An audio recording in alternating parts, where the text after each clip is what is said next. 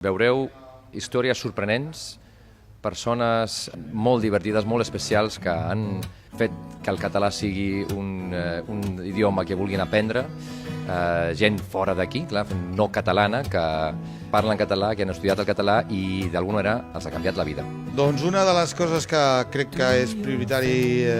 valorar és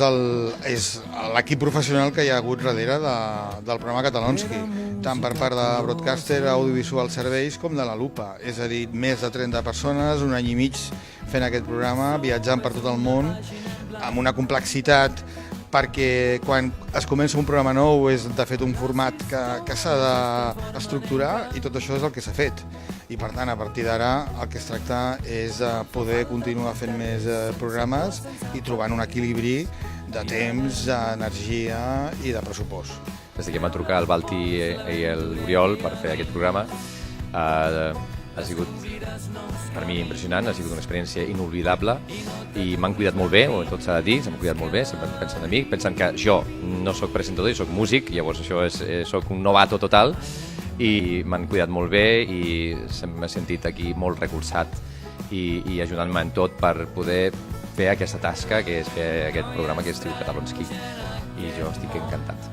Moltes hores, molta gent, molta il·lusió que es va projectant i vas cremar etapes. La primera és la recerca, el que ens va sorprendre més és la reacció de la gent que sabia català i que volia participar en el programa, i la criba és anar buscant aquells de cada lloc que t'aporten històries més diverses, més intenses, moments més especials, i a partir d'aquí vas fent tria perquè el capítol sigui equilibrat. Estem parlant de 5 o 6 històries per capítol, però de moment hem cobert aquestes 13 històries per potencialment n'hem utilitzat més. Al final és un repte de localitzar bé, de trobar les persones i de 5 dies de rodatge o 4 tenir-les a totes, no? I després tota la feina de postproducció, que és moltíssima, i sobretot el feedback de la gent aquesta dels Catalonskis és brutal, no? La cosa esperem que sigui un èxit.